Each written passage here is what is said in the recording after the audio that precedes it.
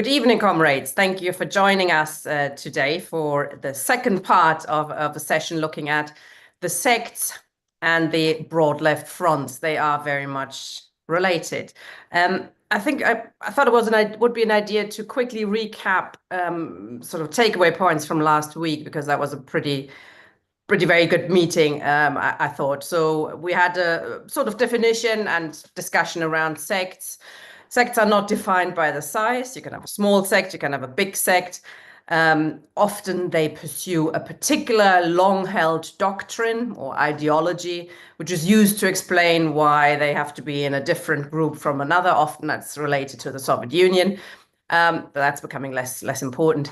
There's no real democracy as we would think is necessary. For example, most sects make a difference between the right to express differences internally. That's fine, but not externally. So you can't possibly have differences in the newspaper, for example.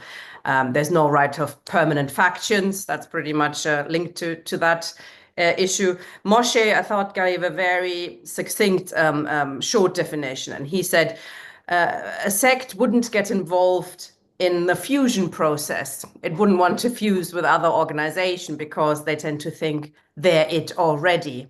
Just join us. We have to grow a little bit.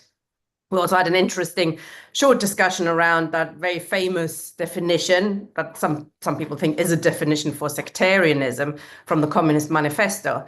That asked socialist organizations not to pursue interests that are separate and apart from those of the proletariat as a whole. That's often used to say, "Oh, you're a sectarian and you're not doing that." Moshe Machova said quite rightly that's not a very useful definition, because no sect actually believes its interests are separate from that of the working class. And often that quote from the Communist Manifesto of the Communist Party of Germany, is used to claim, wrongly obviously, that Marx and Engels were against forming a communist party and that socialists should instead stick to the Labour Party and or subordinate themselves to the sub-reformist platitudes of the latest broad front set up by this or that sect. There's the connection, obviously. So today we're looking at the broad fronts that are often led by what we would call sects.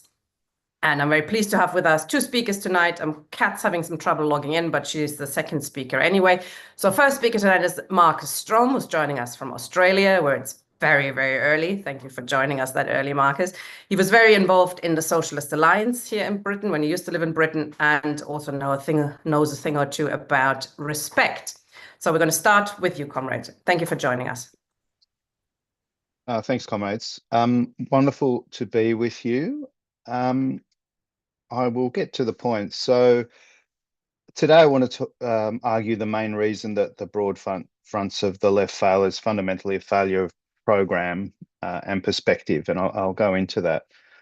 First of all, a bit of a definition. The broad lefts are the idea that the left should focus on the 80% where it agrees and suppress the rest of it in the interest of unity. So it tends to be a unity of the lowest common denominator, which means unity around reforms alone, and not unity around a perspective of changing society in general. Where do they come from? So I think they come out of the failure of not only the communist movement of the 20th century, but also the broad reformist socialist ideas of the 20th century, which were driven apart and smashed really by the realities of the 70s and 80s. Although these broad left ideas even existed then, the ideas really came out of the Popular Front of the 1930s and 40s. And what they have in common with those earlier manifestations of broad leftism is really a drive to make sure that the right wing is on board. And so everything is geared to suppressing dissent, idea, debate, or activity that might upset the right wing, whether that's, the fictitious idea of the Archbishop of Canterbury. Got to keep the Archbishop of Canterbury on board. Got to keep the different rightists on board, the church on board. Got to keep areas to the right on board. Is really what drives a lot of, and that drives the program, that drives the internal democracy of these left groups. The they have in common a suppression of democracy in order to keep the right wing on board.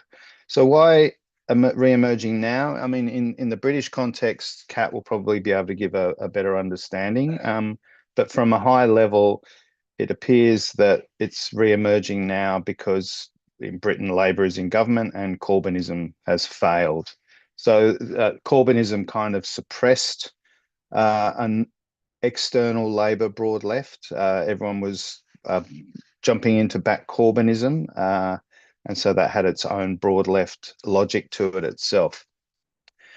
Underlying it all, of course, is what you might call a nascent anti-imperialism, anti-war movement, which has bubbled along with, particularly within Britain, but within Western Europe and to some extent Australia, for 30, 40 years, really since the collapse of the Soviet Union and the drive of initially the neocons and then other parts of imperialism, when the idea of a Pax Americana with the collapse of the Soviet Union sort of evaporated, and in the blood of a million Iraqis, and in the sands of the Middle East, you saw US imperialism with British and Australian and other forces joining in on the Iraq War.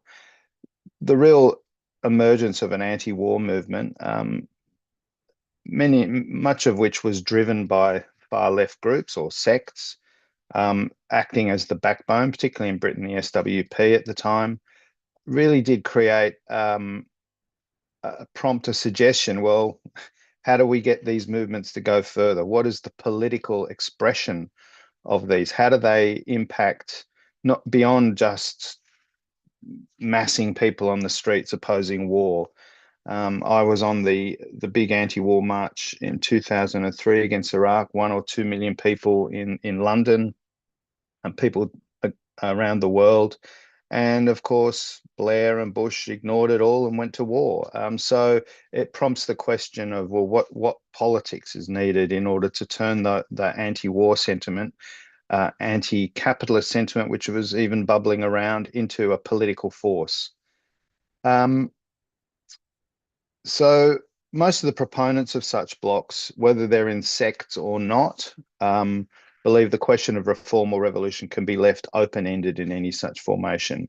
You see this early on in organizations, probably like Die Linke in Europe, Rifondazione Comunista, which really fell apart after the compromises over the Afghan war, with the various attempts in France, even probably now with the new Popular Front. You definitely saw it in the Socialist Alliance and Respect, and watching from afar the sort of litany, left unity in various groups that bubbled along to a lesser extent after the collapse of Respect. So, and with this question of reform or revolution left open-ended, it is through the revolutionary organizations embedded in them, fighting for reforms or demands in the most revolutionary way, that Marxists can display the superiority of revolutionary methods. I think that's at the core of the idea. I think this is a complete abandonment, not only of Marxist method, but of the Marxist program. So Marxism, the idea is that the working class in capitalist society can lead a democratic revolution to overthrow the existing order and open the way to the end of class society. This is not a recipe for just being the best activist for reforms. It is actually a political program of class hegemony and class power. For the advocates of broad lefts, the Marxist program is really a thing of shame, not to be disclosed to the mass of the class in elections, certainly not a general framework to organise the working class or a general strategy to conquer state power, starting from today and into the future. It's not a roadmap to power, the Marxist program. For these people, it seemed the Marxist program is something only to be revealed during a revolutionary situation. And before then, it is really only something used to ordain chosen acolytes at university fresh affairs, or, you know, secret, semi-secret meetings at the end of anti-war demonstrations. Come along to our meeting and we'll tell you what we really think. We see this in, the Socialist Party's attitude to task, counterfire's attitude to an emergent post-Corbyn movement, which is happening now. Saw it in spades during the days of the Socialist Labour Party, of which I was a member, the Socialist Alliance, of which I was a member, the Scottish Socialist Party. I did go to a couple of conferences representing the London Socialist Alliance to the SSP. I almost got booed at one of those meetings, I think. And Respect, of course. So yes, as outlined by the subject of this talk, all these broad left fronts have failed. I think to help understand why, it's worth looking at a couple of things written by John Rees at the time of the Socialist Alliance in the early noughties, which I went back and had a look at. Obviously, I don't agree with the conclusions or the theoretical framework proposed by Comrade Rees then or now, but I would say at least he tried to theorise the SWP's turn to electoral work, the Socialist Alliances, and then Respect. Obviously led later into a split after the Respect project failed in the SWP. That was part of it, but he was really the theorist in chief of the SWP around these questions.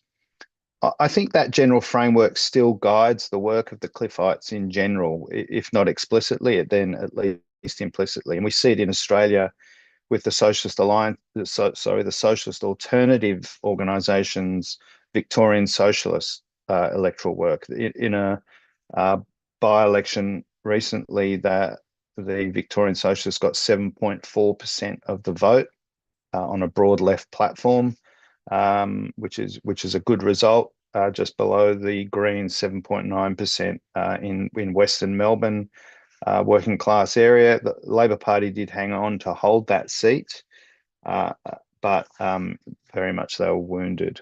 And also I think you see that sort of framework of Rees in Chris Ninen's recent contribution to the Prometheus theory series on the party, where the idea that the Revolutionary Party emerges magically during a revolutionary situation to become the mass party from being this semi-secret group within broad left fronts.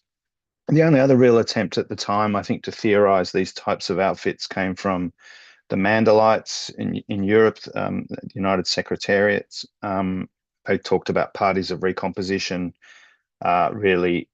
But while for John Rees, the Socialist Alliance and similar was posited as a united front of this is a quote, of a particular kind applied to the electoral field.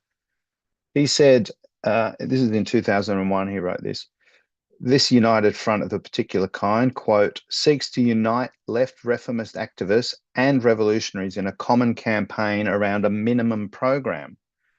It seeks to provide a socialist alternative to the right-wing dominated Labor Party on the basis of a series of fundamental working class demands which are common to those who come from the Labor Party and those who are revolutionaries. In formal programmatic terms, there is not a very great distinction between the kinds of policies that would be advanced by a revolutionary organisation presenting an electoral platform and those of the Socialist Alliance. But the method of organisation is substantially different. And again, to reinforce his point, it's all about organisation, not program. He says a second point that Trotsky makes here is of great contemporary relevance.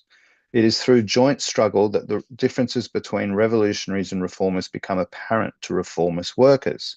It is not in the first instance because revolutionaries differentiate themselves or can oppose themselves to the reformists inside the United Front that reformist workers are drawn to them. It is rather because revolutionaries show in practice that their methods of struggle are superior, more consistent and effective, etc. And this leads reformist workers becoming more open to revolutionary politics, whatever they are. They just seem to be really, really well organized reforms. And he said that the alliance structure, the virtue of the alliance structure of the United Front approach, rather than declaring a new party, is it allows this work to continue without posing immediately and point blank whether the supporters of this organisation see themselves as revolutionaries or reformists. So it becomes a unique forum for participation between left reformists and revolutionaries at a high level of general political generalisation around a socialist program rather than a single issue. So basically, that's a fancy way of saying we want to create a fishing pool in which to recruit from. And when people do want to become revolutionaries, it isn't in the broad organization of the working class. They do this, they just join our group because we are the revolutionaries already. This was contested really by people like Alan Thornett, Murray Smith, and others who are around. I think they're in well, Alan's not with us anymore, but others, that strand is now an anti-capitalist resistance. And they argued that the Scottish Socialist Party and the Socialist Alliance were better understood as parties of recomposition. And we saw this tension really in the Socialist Alliance. The Socialist Alliance became real in London when I was I think I was chair of the London Socialist Alliance. When the SWP joined, soon afterwards, the Socialist Party left because they lost control because the SWP had more members. So Murray Smith wrote in response to Rees in 2002 that to the extent that the SWP approaches the SSP and the Socialist Alliance in the spirit of being the revolutionary component of the United Front or the revolutionary faction within a centrist party, it will have difficulty functioning in a constructive way. It is much better to build it towards a party. But again, a party of what type? For the USEC lot, it was a party of recomposition. What they had in common was that reform and revolution were left open. For both these comrades, they thought they were disagreeing, but what unites them is that their Trotskyist program is not useful for day-to-day politics. It is only a revolutionary program for revolutionary people in revolutionary times, as they might have said in Royston Vasey. So what they fundamentally miss, I think, is that the Marxist program is a political program for the workers' movement today. It lays out a minimum set of demands, technically feasible under the current society, but can only be implemented in full through the rule of the working class. But for our Trotskyite and Cliffite comrades, the revolutionary situation means workers spontaneously form workers' councils or something like this, and then just turn these into organs of state power, presumably not because of any programmatic methodology from the today into this period, but precisely because of their superior methods of organization. And I think you see this in Chris Nynam's essay recently in Prometheus. And then you can drop all the rubbish about standing in elections and Parliament can just be dropped because then you just turn into a storming the Winter Palace reenactment society. So I've been rereading State Revolution for a reading group in Australia, and I thought it was a bit of a weird choice, given it was written in the heat of such a revolutionary period that our comrades believe is when a revolutionary program is relevant. In chapter 4, it focuses on supplementary explanations by Engels. And Lenin writes in this bit, Engels, talking about the housing question and the critique of the Erfurt program, that's kind of the context. Lenin wrote then, quote, Engels realized here in a particularly striking form the fundamental idea which runs through all of Marx's works, namely that the democratic republic is the nearest approach to the dictatorship of the proletariat. For such a republic, without in the least abolishing the rule of capital and therefore the oppression of the masses, and the class struggle inevitably leads to such an extension, development, unfolding, and intensification of this struggle that as soon as it becomes possible to meet the fundamental interests of the oppressed masses, this possibility is realized inevitably and solely through the dictatorship of the proletariat, through the leadership of those masses by the proletariat. These two are the forgotten words of Marxism. I thought that was quite striking that here, um, right before the Bolsheviks took power, um, Lenin is reminding us that it is the democratic republic that is the form and that is really the keystone of our political program. And that is through fighting for the realization of the democratic republic and the minimum program in total, that the working class is able to really implement its full program and become the ruling class. So he goes on to explore um, different state forms possible within a republic. Lenin says that the Marxist program is not indifferent to the state form. It doesn't just say workers' councils will solve it all, as you seem to get shorthand in most of the far left these days. So for the broad left formation, it just creates a revolutionary crisis somewhere down the track.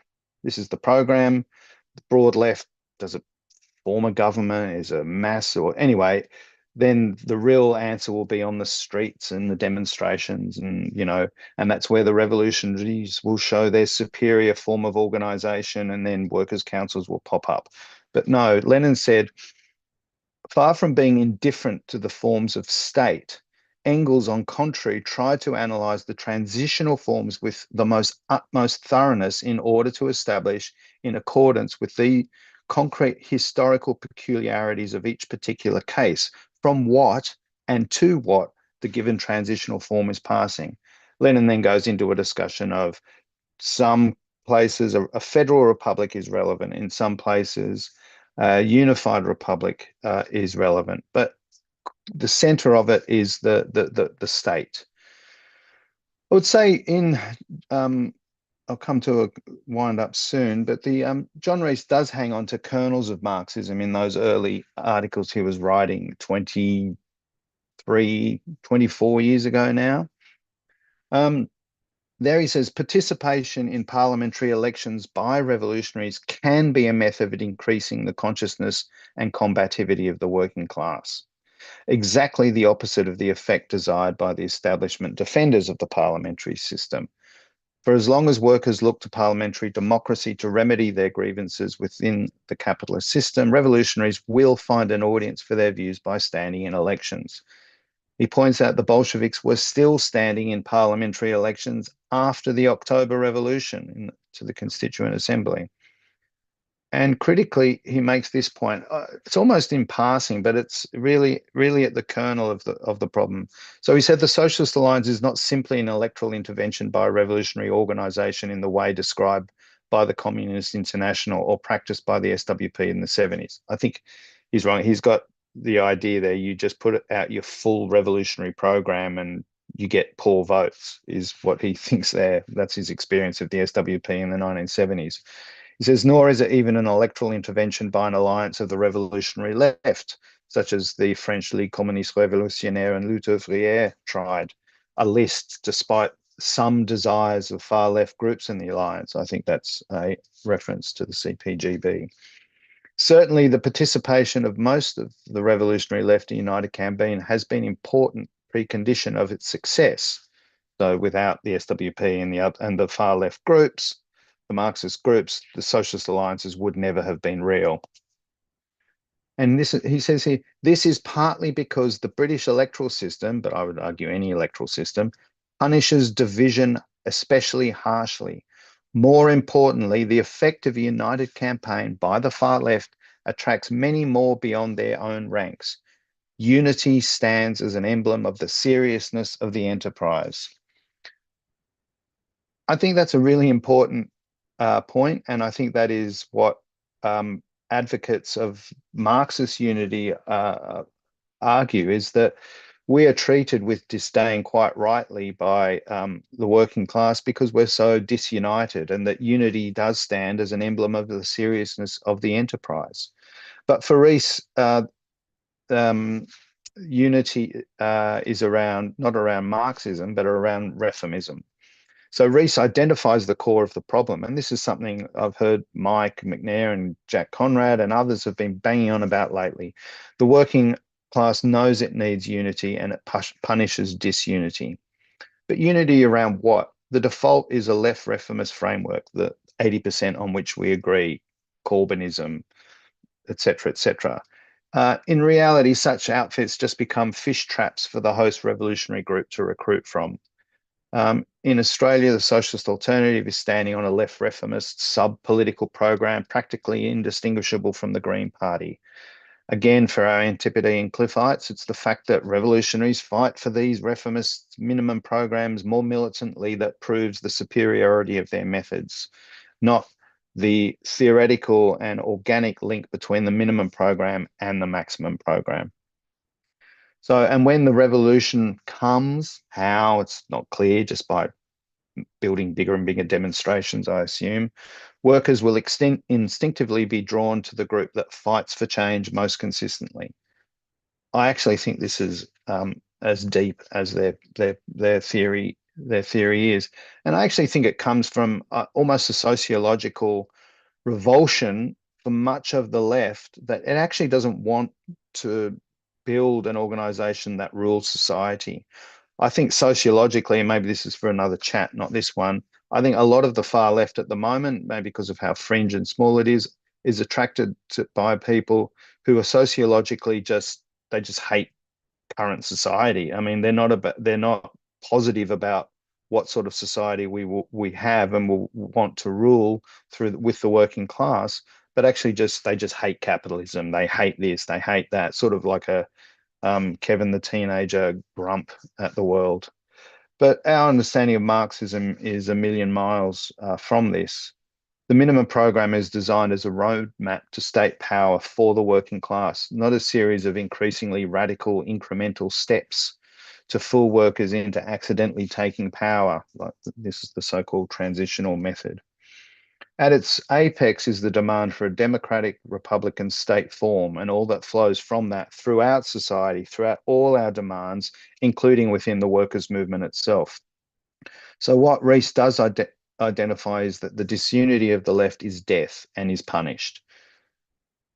But we need to unite around a Marxist program. Now, I want to finish now just saying the subheading of the meeting was it's the 20% on which we disagree that matters. I'm not sure that this is the case.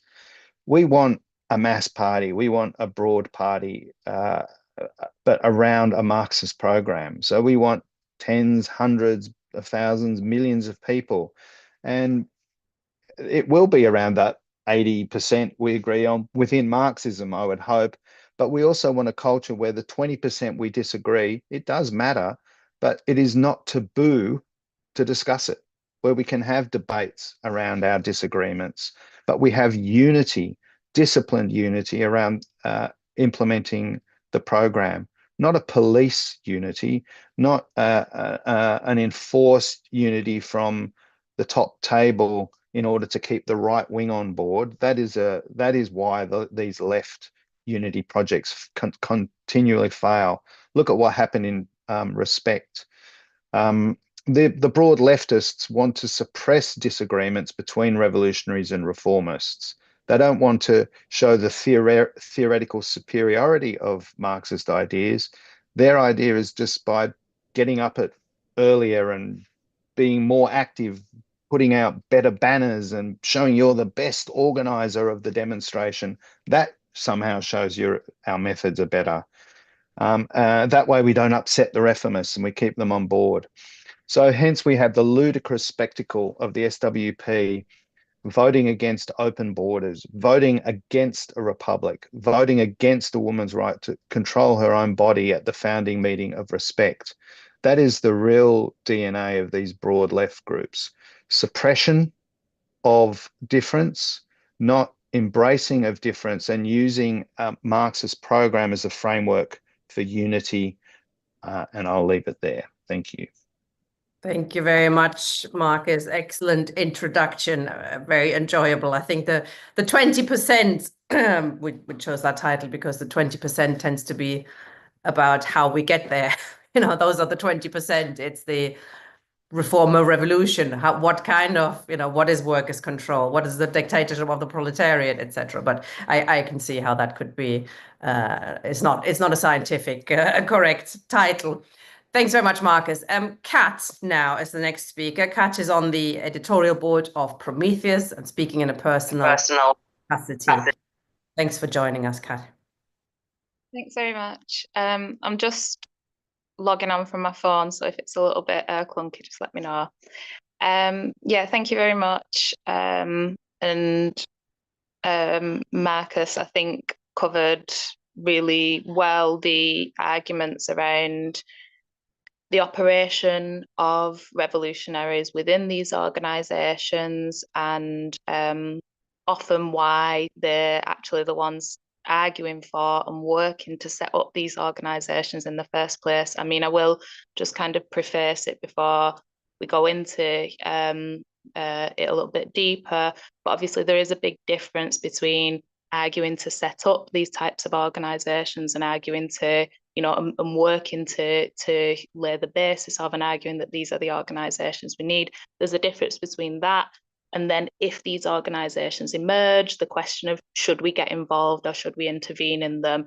And I would argue, yes, we intervene in them when they emerge, but that's a very different question from being the ones who are setting them up or arguing that they are what we need right now. And I think that's obviously the argument that needs tackling amongst revolutionaries who are the ones often initiating these projects and putting forward the arguments that that's what we need in this period. So I think Marcus has really clearly laid out the thinking behind revolutionaries who put forward those arguments and sort of unpacking that. So what I kind of wanted to look at, I suppose, just thinking about the title of the meeting and why broad fronts like collective and so on, why they will keep on failing. And I guess I wanted to think about failing for who. So obviously they're made up of different parts. And Marx has talked a lot about the revolutionary component of that. I guess it's useful to try and unpick some of the other trends within that and how we might also address our arguments to them. So when we think about if something is failing, we have to ask, I suppose, what exactly a force is trying to achieve out of this. So it tells us about the measures of success, what it is that different trends are trying to achieve, and what they might be failing at through this.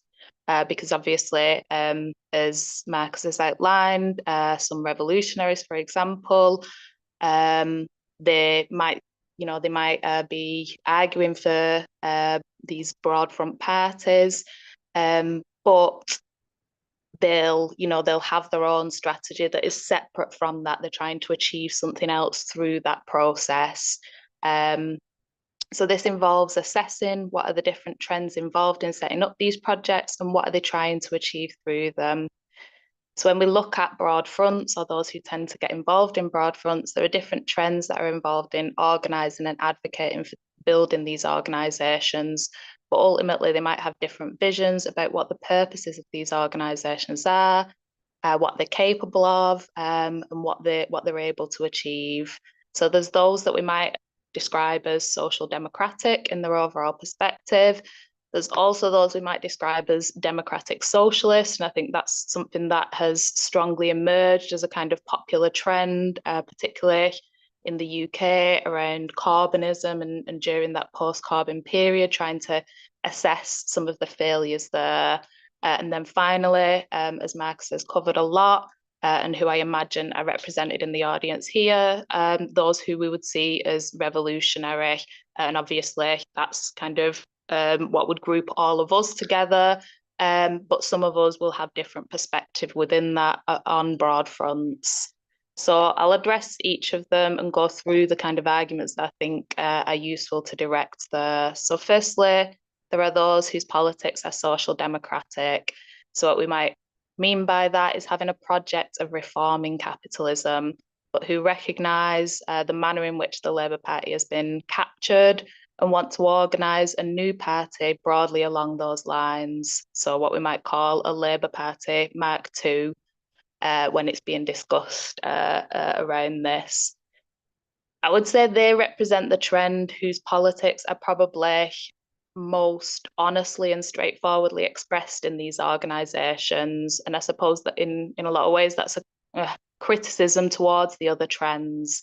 because the social democratic trend, they want what the broad front party says on the tin, and they believe it to be achievable through it. So they represent that trend that does believe that the kind of reformist programme of a broad party is achievable, and that this expresses the goal that they want to organise around.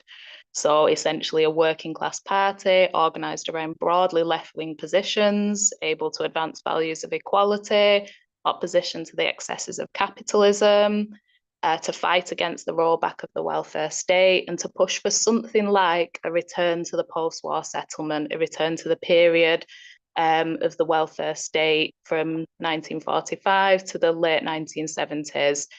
Some within it will argue for more than that, pushing further from that, but essentially arguing for a kind of state intervention to build up and support services to meet people's needs, and using redistribution of resources from the top to the bottom as a tool to enable this. This is also the trend which other forces, the democratic socialists and the revolutionaries, pitch towards to try and get on board within these broad fronts. So that involves maybe softening our own politics to do so, as Marcus described, on women's rights or on democratic demands. And often this is something that is preemptively done. So even before social democratic forces are on board, revolutionaries or others are arguing that we shouldn't be arguing for particular aspects of our politics because it's going to put off these potential people who will be coming along. So you might have initial, groups of revolutionaries coming together, with some revolutionaries telling other revolutionaries that we need to kind of keep our politics at bay. So just thinking back to, for example, organising in student campaigns where we'd put forward, in free education campaigns, and we'd put forward the, slogans to oppose tuition fees. And the SWP within that would say, oh no, this is going to put people off. We're against the cap. We're against raising tuition fees. So even that kind of very limited demands, it wasn't others, social democratic forces in the student movement that were trying to kind of curtail political expression, but actually other revolutionaries within that. So it might be arguing to soften our politics, or trying to develop bureaucratic mechanisms to keep out the difficult and annoying revolutionary left forces. So things like, arrangements like in Tusk, where you'd have to be a kind of an organisation that signs up, not a membership organisation, not having the kind of means and tools to contest those politics and argue them out in the open. So the social democratic trend presents us with particular challenges, and obviously these aren't our politics, but they're important to engage with on the level. The argument that we're trying to win here is a different one by and large. So the argument we're trying to win with these forces is fundamentally that a revolutionary transformation of society itself is required. So we're not really having the argument with these forces about whether this organisation serves the best purposes to achieve our goals. We're actually, the argument here is around the goal that we're trying to advance.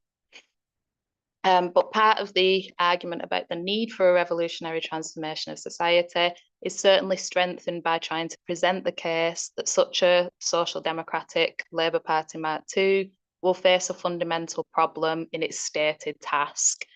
So one of those obviously is the continued existence of the Labour Party, which continues to maintain the trade union link.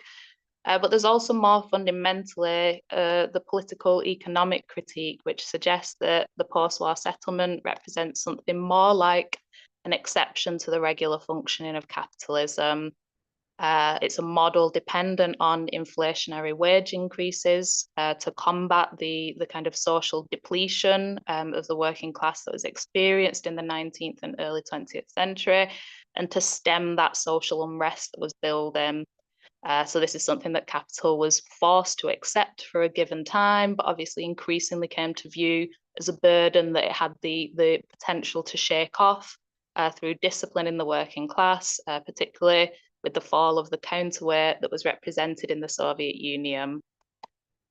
So instead, it pushed to a model of demand being sustained through mushrooming personal debt, a kind of privatized Keynesianism, and became reliant on a completely kind of different way of sustaining that demand. So what that critique suggests is that the conditions which made it beneficial for capital to accept the post-war settlement or force the post-war settlement onto capital, that those conditions don't exist anywhere near the same degree today.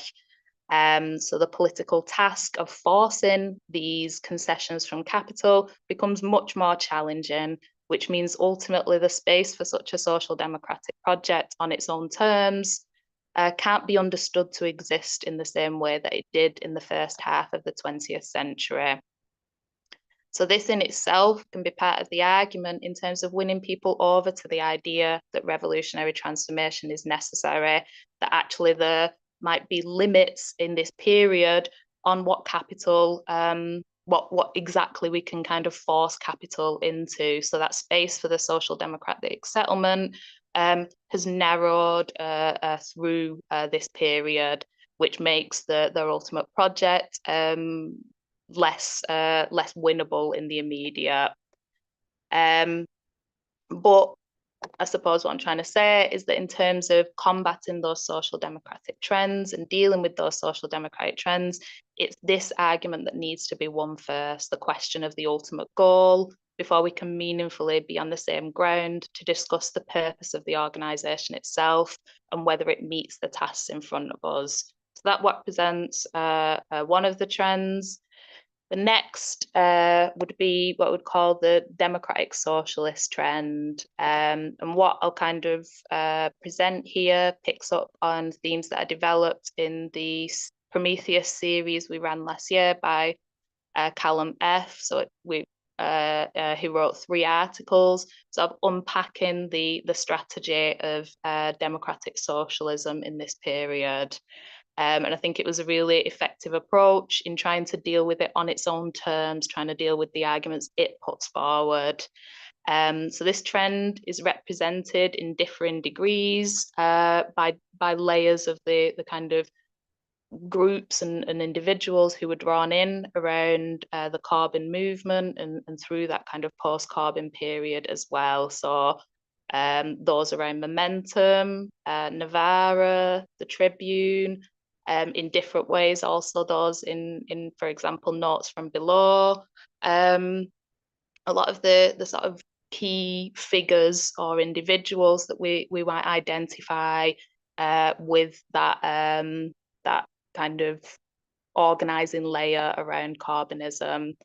So a lot of it's influenced by thinkers like Leo Panitch, André Gortz, and Nicholas Poulantzas. This trend generally holds a vision of society that we might recognize in some ways. So it might share common ground in terms of ultimately what we're fighting for.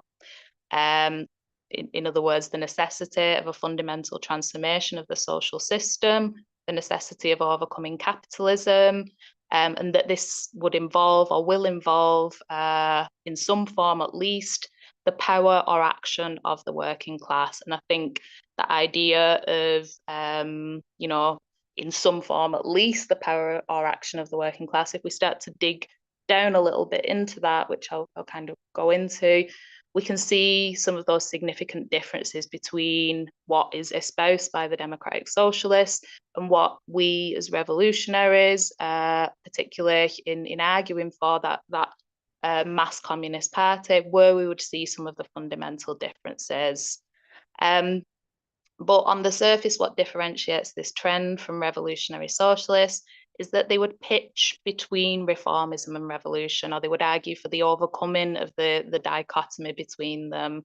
They would argue that through struggle, which might on the surface appear kind of ostensibly reformist, But if we take the correct strategy in that, then more fundamental and significant changes can be precipitated if this pushes at key aspects of the capitalist system, or if this strengthens and polarizes the working class from the capitalist system in particular ways. This approach is made up of various strategies that, from my perspective, I think are often quite opaque in how they're presented and communicated to others, particularly in the wider movement. So I would say that these are strategies that have clearly informed some of these groups and layers, some of these individuals, but the level of knowledge about this within the wider movement is extremely low, I think. So there's a kind of disconnect between this layer of people working from these quite well-developed strategies and then the degree to which that is communicated and known by the movement that they're trying to organise. So these strategies are encompassed in an idea of counter-attack socialism that involves strategies like pushing for non-reformist reforms. So this is arguing that there's particular reforms that push at the logic of the system. So it's, not a million miles away, maybe, and this would be a critique. It's certainly not something that I think these people would identify themselves, but it's not a million miles away from some of the articulations of transitional demands, that there might be particular reforms that we could push for and argue for that themselves start to chip away at the logic of the system. So they start to escalate or catalyze wider struggle and wider challenge to the system. Also the idea of being in and against the state, which kind of it builds on ideas that grew up in the 70s from people like social workers who were, practicing as radical social workers and trying to find a way to articulate their position as being, part of the state infrastructure, but also opposed to and opposing that. So trying to think about how this broad party might be able to get positions and representation in local government or more widely, and how that can itself be used and mobilized to push against and build power against the state in some ways. And also the idea of class struggle elections, that there might be ways of intervening in elections and presenting particular issues and particular demands that might polarize the working class against the system in important ways. So that's just a very brief summary of some of the strategies that are kind of taken on clearly by these layers. The idea from this perspective is that these strategies could be pursued then and achieved through a broad party rather than an openly revolutionary party.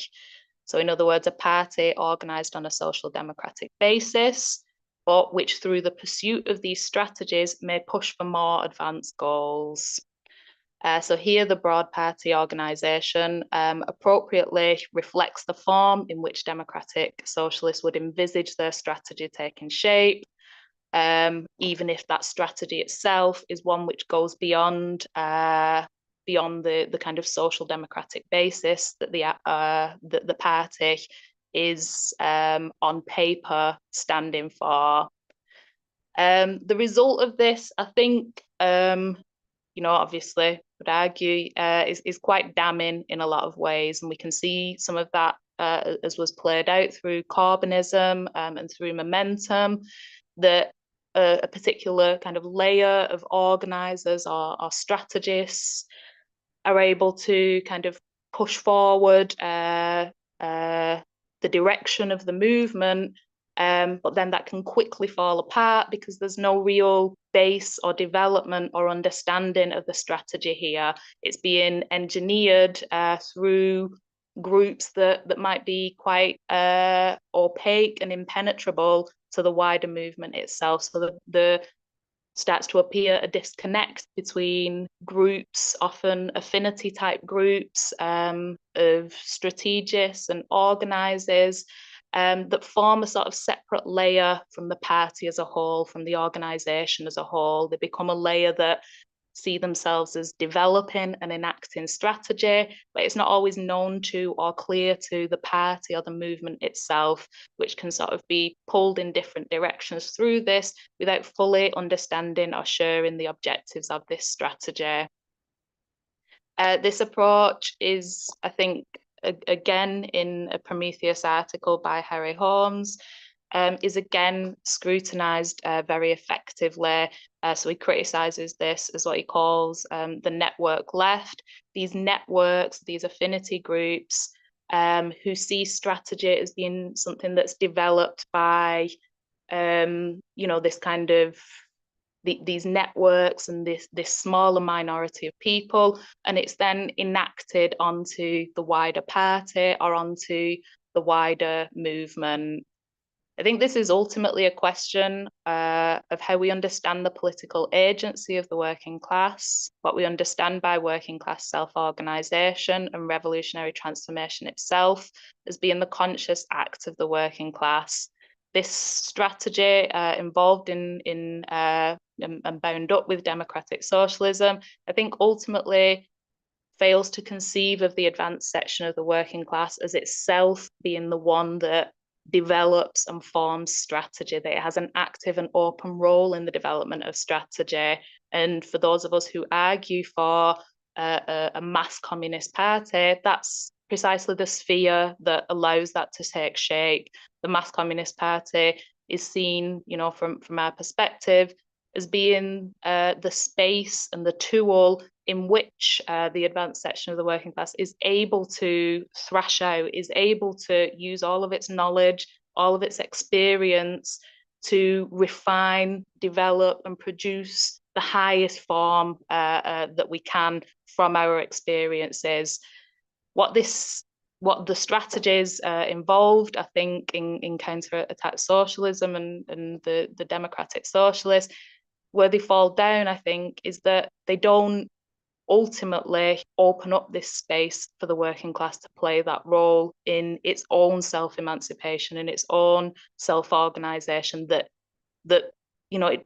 faith that this, that we can have a party that itself is the open space for the development of strategy, that's clearly and transparently communicated to all, that we lend that kind of serious faith that people will be able to understand and will be able to openly organise around the strategies and develop the strategies that represent that kind of highest form, rather than it being this almost professionalised layer that develop strategy and organise the wider movement.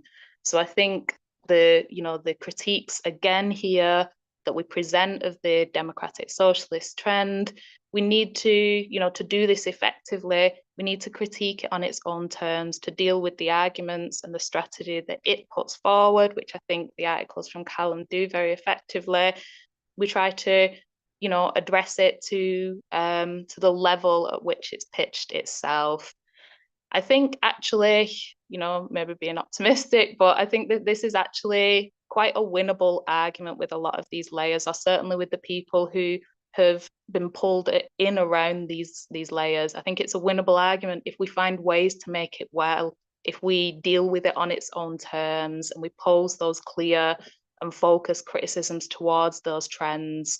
Because ultimately what we're counterposing to that is the idea that the working class itself should play the active role in developing strategy, that it itself, through experience and through political learning and understanding and development of consciousness, can take that active role, that it's not simply this force to be pushed at and manipulated in different ways, which again, bears significant similarities with some of the critiques that we might present of sections of the Trotskyist left in their application of the transitional method.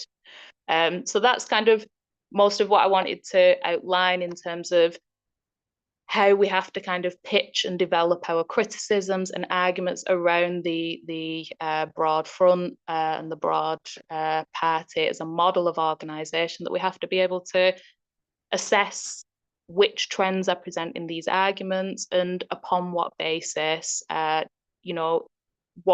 we try to critique broad fronts as being as being failures or not achieving the goals, we have to, I suppose, unpack exactly what are the goals that they're trying to achieve through that. Obviously, finally, the trend, which we would probably all fall into ourselves, would be revolutionaries. And when revolutionaries are working within, arguing and organising for the broad front model, this looks like something certainly different to the social democratic trend, because it's got a very different ultimate goal, but also looks different to the democratic socialist trend, because although the ultimate goal or objective might look something similar, the broad front organisation isn't actually conceived as being the vehicle that can advance that. It's instead a means by which to advance other objectives and other organisational forms. And I think that this is certainly where we should direct the strongest of our criticism, because a lot of this takes, almost cynical forms in the level to which our own politics are hidden away. And what this presents and what this says about Marxists and revolutionaries in the movement as a whole, that we can just put on different hats. We'll be involved in this campaign and that campaign, this broad party and what have you, and we hide away our own identity, that Marxism isn't something that belongs to the working class as a kind of possession of its own, but something that should be held away by a quite tightly knit revolutionary organisation. And obviously in its kind of worst forms, it appears simply as a means of recruitment or the building of a small trend within this. I think Marcus, really covered quite well the thinking and the critiques that we need to present around that. So I won't say much more, but obviously just really to emphasise that we need to counterpose and advance the idea of a mass communist party as being our organisational form and the one which we must openly fight for. That we see it as the long-term building of the mass political consciousness and organisational power of the working class.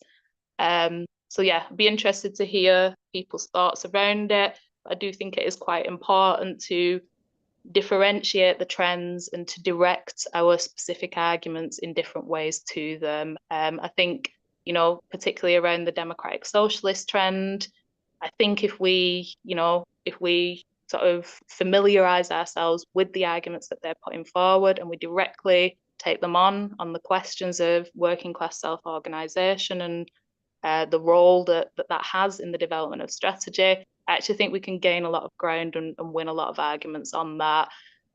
Some of the others potentially more challenging, but equally as important. Thanks very much. Thank you very much, Kat. Can I just ask you on that last point then? The democratic socialist trend, do they actually try to set up broad fronts? I mean, are Novora and these lot, or do you mean Momentum as a broad front? Because Novora is not involved in anything, are they?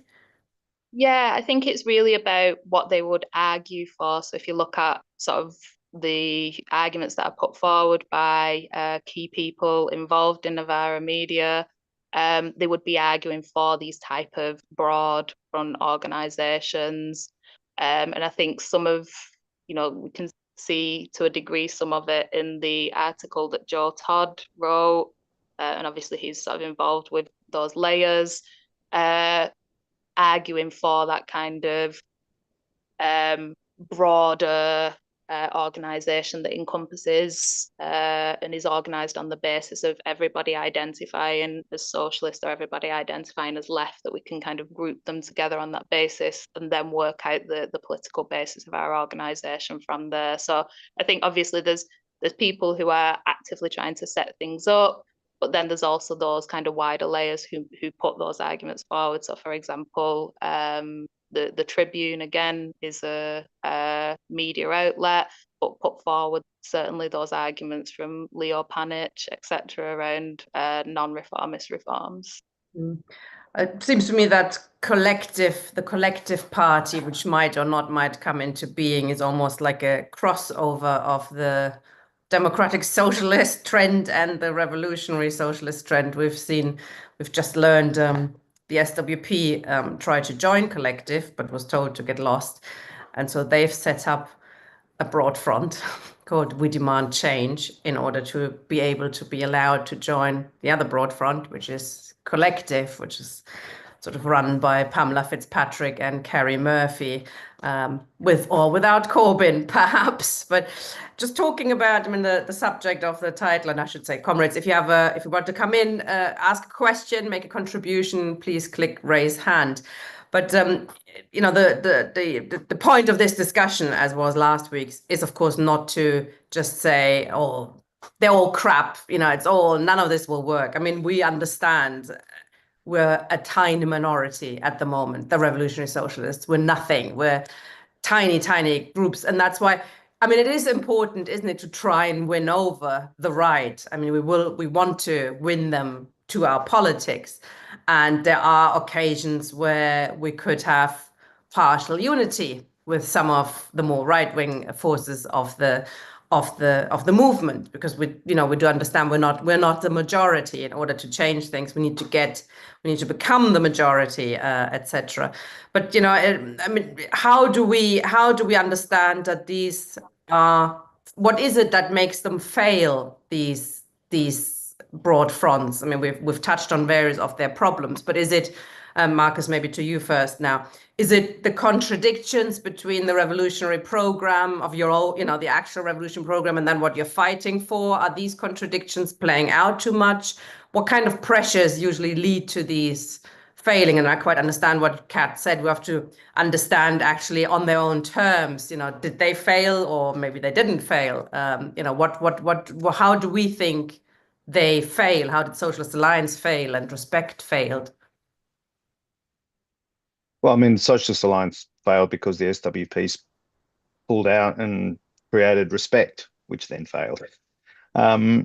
So I think probably part of the problem is that these broad left groups who are morally repulsed for good reasons by the extreme right wing of existing social democracy in the form, I don't know if you can call Keir Starmer a social democrat. He's a he's just an imperialist, really. He's not even a social imperialist.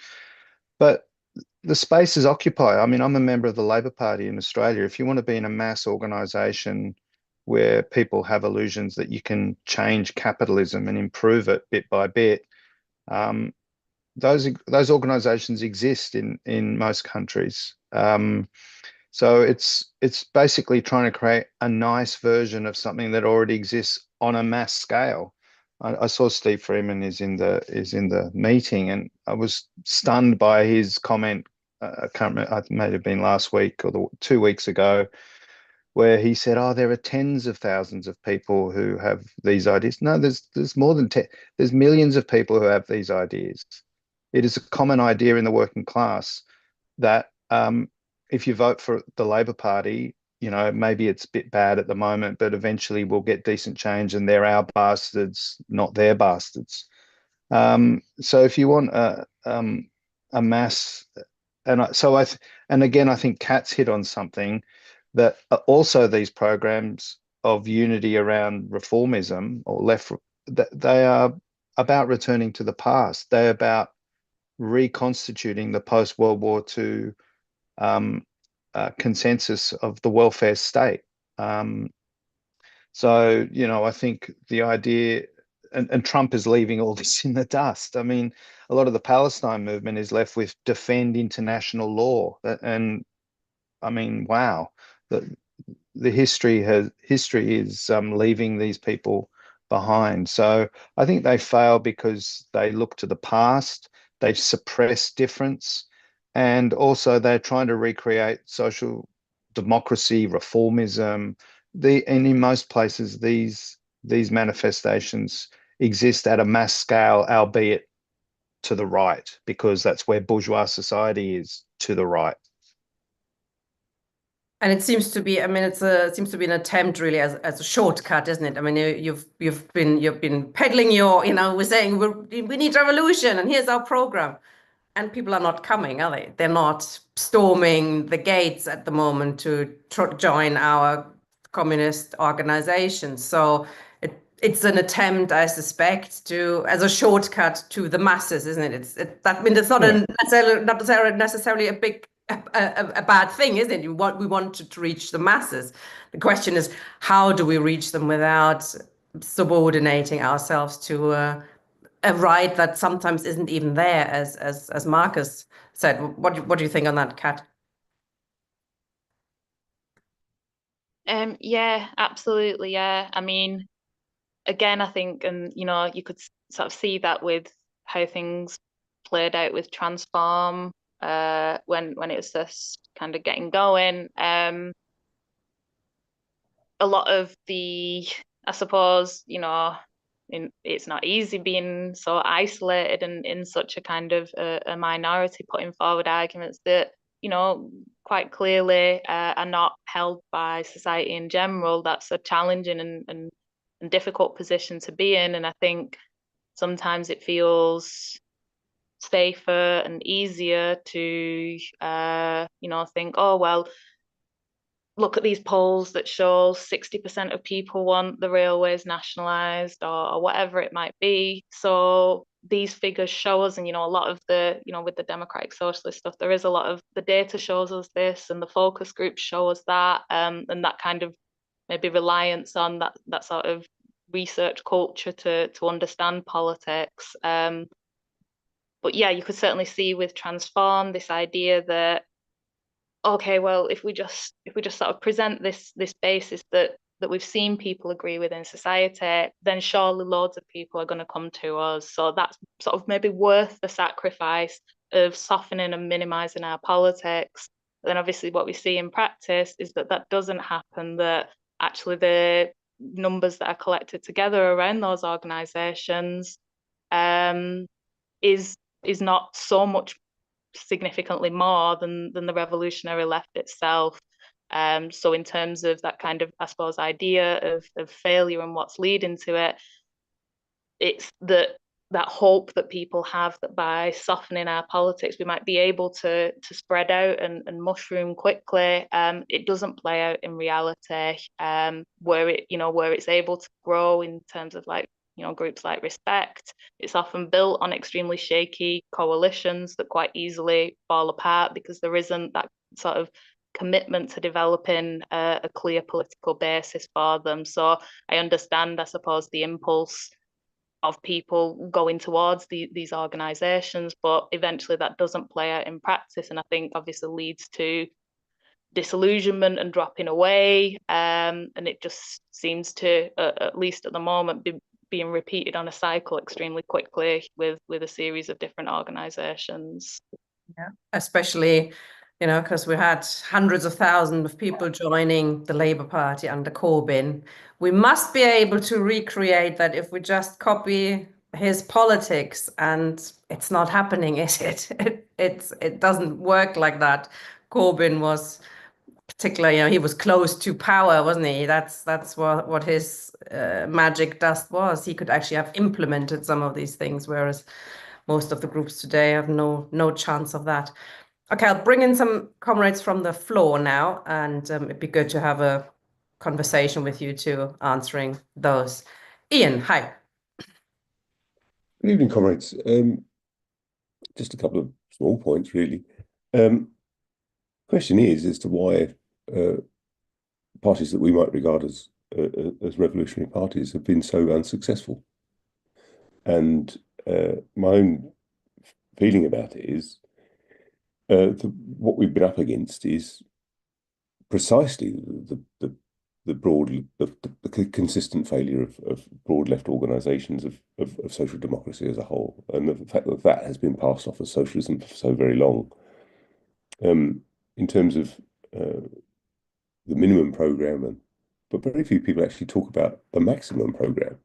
Very few people actually talk about what communism would actually be. And I think that's one of the most important features of what a revolutionary communist party should do.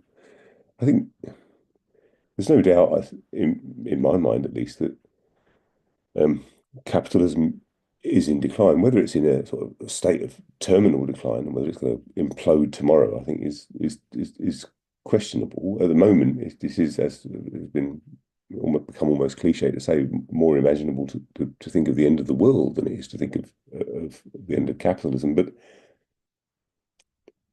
we've reached a point where there's absolutely no choice. The question is why that doesn't bring people flocking in. It does seem to be some glimmers of hope in terms of people quite clearly are rejecting everywhere what might have been regarded as the mainstream reformist politics of the last even 100 years, you could say. As we understand, both Stalinism and social democracy have been significant impediments to the development of any kind of communist ideas. And where communists do theory, whilst it's of course vitally important that we focus on our history and learning from our history, it seems frequently that when communists do theory, it's mostly to talk about dead Bolsheviks rather than concentrate on the actual contemporary political economy of a declining capitalism. I don't believe out there that there aren't people with a good brain that can work on an understanding of the present as a guide to our revolutionary activity in the future. If you actually put it to people what communism is, and you don't use the words, for example, and you just were to pose it as a series of possibilities, nobody would actually be opposed to the idea of, an absolute minimal working week of necessary labor in exchange for being able to develop yourself in any way you please. No one would be actually opposed to the idea that you could virtually abolish money very quickly. I mean, we're moving in that direction now. A cashless society is a real possibility, and it doesn't take too much imagination to work out how you could move to a completely moneyless society in favor of, as opposed to kind of notions around labor certificates or all these old things from the past. But I think communism is increasingly imaginable. What people don't seem to have is the belief that it's at least possible, either because of notions around human nature or because of it would be such a bloodbath that it wouldn't be worth the effort. But the problem is, of course, it's already a bloodbath, and it's already an existential crisis for the whole of humanity. So, as I say, in a sense, we have absolutely no choice. The failure of Stalinism doesn't seem to stop people being wistfully Stalinist, which I find quite an extraordinary phenomenon. But whether that's just a kind of a wistful longing for a movement of some sort or other, but the other aspect of it is a wistful yearning for the social democracy of the past, which I find inexplicable. For people who want to make an argument for social housing, I agree. But for a lot of people, their experience, like mine, was council housing was the opportunity for the council to tyrannize over your life, or being, providing utterly wretched housing, rather than it being something that was designed by people on a democratic basis to meet human need, as everything would be in a communist society. And then the other thing is, and probably the most important thing, is the question around democracy. And from my point of view, the appeal of the council communist perspective, for example, was the idea that it would be the working class in charge and not the central committee of the party. And I think that's an important thing for us always to remember. And so therefore, what I'm going to argue for time and time again is really, let's not forget the maximum program, and let's talk about the maximum program to workers, because I think the idea of capitalism as having a prolonged appeal will soon be challenged by climate change and war and destruction on a scale that hasn't been seen for a very long time. Thank you.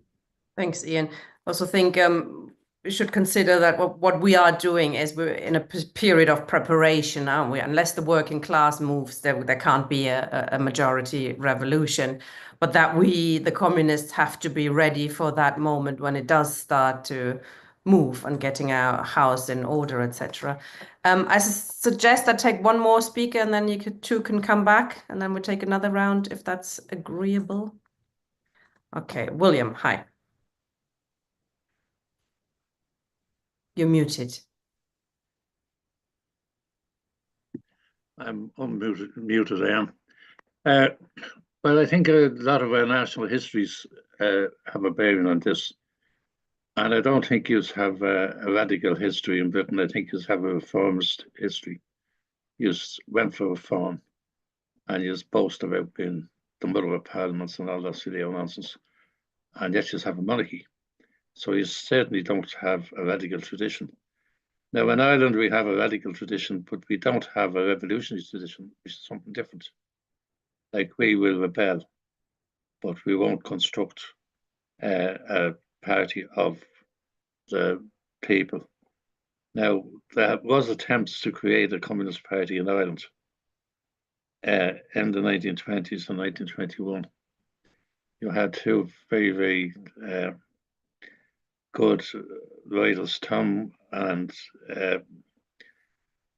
O'Flaherty, Liam and Thomas O'Flaherty, two brothers from the Aran Islands, started a communist party with James Connolly's son Rory. Now that was sabotaged by the British Communist Party, and it took 60 years for that to come out. What happened was the Comintern at the time sent directions via London to what was to happen in Ireland, what they wished to happen in Ireland. And the British party, being jingoistic and chauvinist and blitz as they were, altered that and told the Irish party to dissolve. And they did dissolve. So we never had a Communist Party. The original one was never founded. Now, the Communist Party of Britain at the time expelled all the anti-imperialist people, including Sylvia Pankhurst. She was expelled. So was other people like the chap from Scotland. He was expelled. I don't think he was out a minute, but he was a very excellent socialist. He was expelled. And let's just face your history and just don't face your history. Like, I remember when I was in the official Republican movement and I had to go offside and I went back to Birmingham where I was brought up, but I hid for a few months so the police wouldn't get me. I was asked to go to the Militant Tendencies annual conference, which was being held in Birmingham. I didn't want to go, and I said I wasn't going, and then I was told, okay, somebody else will be sent, and I said, oh no, hold on, I will go, so, because I wasn't having anyone else contaminated by that level. And when I got there, I was given a minder, and the first thing he says to me, how is it going, Pat? I said, let's get something straight here. My name is not Pat, it's Bill. Oh, sorry about that, Bill. Didn't realise you were a Protestant. Now, what kind of mentality and knowledge had he got of Ireland? None. So, if you just want to create your party, and the best luck to you if you can do it, but personally, I don't think you have an earthly hope in hell of creating any party. because you haven't got the material to make a party in the first place. Now, I know you don't want to hear that, but too bad. Has to be said. It's your view. You can say it. I think we've had plenty of revolutionary potential in this country, for example, the Chartists. But anyway, They were Irish, by the way. The Chartists were Irish. Yeah. Any radical rumours ever had, it was the Irish that done it. Fergus O'Connor was Irish. Okay. So that, Okay, sorry, I have to mute you now, comrade. Marcus and Kat, do you want to respond to something, or should we take some more speakers? Well, I've had a pop at Steve Freeman, so he's next in line. Maybe let him come back before we do. Okay. Is that okay, Kat? Okay, Steve, off you go. Yeah, hit me with a real one there, Marcus. When I said I think it was 100,000 people, and you said it was million. So I could be corrected on that. I've not counted them numbers up that well. But anyway, let's just come back. So I would consider myself to be a Republican communist, and therefore I'd start where Marcus started, when Marcus told us about Lenin in State and Revolution, talking about the centrality of the Democratic Republic. That's a great starting point, but let's start from the opposite end. Communism is made possible by capitalism, and the world is ready objectively for communism on a world scale. So there's a massive problem if it's objectively ready, when subjectively people are not ready for that. But we can't get to communism, I would argue, without an international socialist revolution. But we can't get to an international socialist revolution unless the working class comes to power in at least one country to start off with, to trigger, as it did in Russia in 1917. And we can't get to workers' power, as we did in Russia in 1917, without democratic revolution. So we need to be a democratic revolution. And we can't get to democratic revolution, or I get back to where Marcus was. Democratic republics, the key to all of that. So there we've got going from one end backwards or forwards: democratic revolution, democratic republic, democratic revolution, workers' power, international socialist revolution, world communism. So that has to be where we base ourselves. And the problem that we've got is that a mass party is possible in Britain today. I do believe that, but a mass communist party is not. And that's because of the objective conditions are not right for it. The objective conditions for communism are, but the subjective consciousness of the people, which is what William, I think, was saying to us a minute or two ago. And we can't overcome that by pure voluntarism, by the effort of will, by trying harder, by, let's say, have a daily worker instead of a weekly worker. Maybe that will get the whole show on the road. We can't, because the conditions are not particularly right for that. So it takes us back to the question, I think, of the relationship between the communists and the social democrats. Because social democratic workers is the majority. Did you say millions, Marcus, or tens of thousands? I can't really remember. And therefore, we do have to go, as Marcus did, back to the experience that we had in the Socialist Alliance and all the rest of it, that we were there. That's the real experience. First of all, you better make a distinction between 2008 and what happened before 2008. The first round was after 1997 or 1996, when Tony Blair, New Labour, took power with neoliberalism. And with the marginalisation of the Labour left, the old Labour left, the attempt was to set up social monarchists. I could rather call them social monarchists than social Democrats, by the way, because they're based on 1945 settlement of a constitutional monarchy and a welfare state. I call that the social monarchy.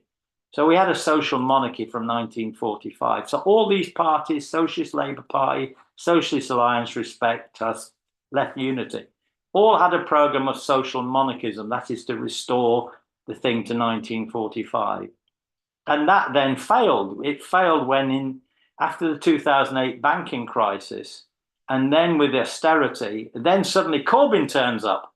What programme does Corbyn turn up with? He turns up with a social monarchist programme of 1945 again. This time everybody gathers around it after 2015. They're still trying, and if you look at the manifestos of 2017, 2019, it's all about rebuilding the social monarchy. So why did these parties fail? Well, we can say they could simply say, well, they were reformists, so they could fail. No, I think it's much more deeper than that. They failed because the communists didn't fight for republicanism within those formations. That's my charge. The only way they could have succeeded is on the basis of them having a Republican program to unite around, and they didn't have that. Because our social and constitutional monarchy is in the deepest crisis it's ever been. And therefore, trying to resurrect the 1945 social monarchy is objectively a failure. The whole system is in a state of absolute degeneration. So if you want to come back and try it all again in a system that's failing, that's not going to work. And so, should social democratic workers and communist workers unite in a single party? Yes, of course they should if they can. Why? Because it'd be more effective to fight together against a common enemy than to fight each other all the time. So that's the real reason for it. We can be more effective with if it's a million, Marcus, or tens of thousands, I don't know whatever the number is, and the communists are a minority in that. That would be a way forward. The problem is the communist movement. I'll finish on this point, Tina, but the communist movement is split into three ways, I would argue. One is the Stalinists, the remnants of the Stalinists from the Communist Party of Great Britain and the Communist Party of Britain. Then you've got the Trotskyist movement, the second. You've got the SWP, well, the WRP has gone militant socialist party. And then there ought to be a Republican communist minority. Well, where is that minority? Who's in that minority? Where are they? That's what they need. We need to be able to fight, I would argue, together against the Stalinists and Trotskyists. We need to wage a war against them because the Stalinists and Trotskyists are a barrier to the creating the kind of communist party that we need. The idea we should all get together in one big blob, no, that won't work. They have to be taken on. I just want to take up one final point with Kat. One of the things that she said. She made a distinction between setting up one of these parties and joining it once it was set up. This is wrong, completely wrong.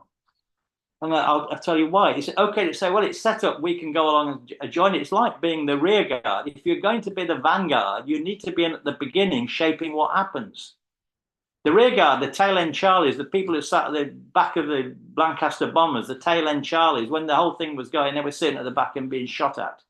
You need to be at the front. You need to shape the kind of party and not leave it to the social democrats to decide the kind of program they have and the communists to be absent at the beginning of the process. So if the communists are going to be a vanguard, they need to be in there, if there's going to be such a party, fighting to shape it from the word go and not turning up when everything has been decided. I'll finish there. Thanks, Steve. Marcus first. Yeah, I mean, I'm glad Steve came in there. I mean, Steve, again, his great plan is to make sure that communists are in a minority in a mass workers' party. I actually want communists to be in a majority in a mass workers' party, not a minority. And I think that should be our approach. Again, what Steve has in common with John Rees, Chris Nineham, the Pabloites, the Mandelites, is that by being in a minority, we manipulate history. Unprincipled coalitions based on this idea of great men in history, that we become the levers of power, working history in our favor. And we saw that with the Fisk group in the SLP, thinking they could manipulate Arthur Scargill. We saw it in Respect with John Rees thinking he could sort of ride George Galloway to mass politics. And you just at some point you reveal yourself as the man behind the curtain. I mean, this is just this is not a pathway to mass politics. And I think what is at essence of it is this idea that Marxist politics are irrelevant to today's world, that we need some sort of pretend politics before we reveal our real program. Well, if that's the case, then we're irrelevant completely. I mean, there's no point unless our minimum program, and which is tied, as Ian has said, to our maximum program for a world without war, without environmental catastrophe, without class oppression, without racial and sexual oppression. our minimum program is for a republic, yes, but what does the republic do? Just bring in well 1945 without the Queen, Steve. I mean, that seems to be what you're saying. That again, you just fight to be a minority. I mean, Steve, you already are. You don't have to fight. So what we need to do is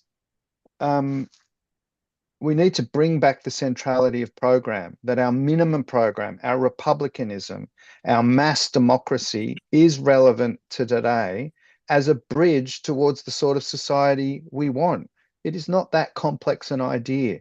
But for most of the far left, as Steve has pointed out, and Ian and others, democracy is absent from their program in reality. They see themselves as putschists or coupists or a minority, as Steve wants to be. They want to be a minority that manipulates history rather than the mass majority that then rules society, which is at the core of republicanism, Steve. You should know. This idea that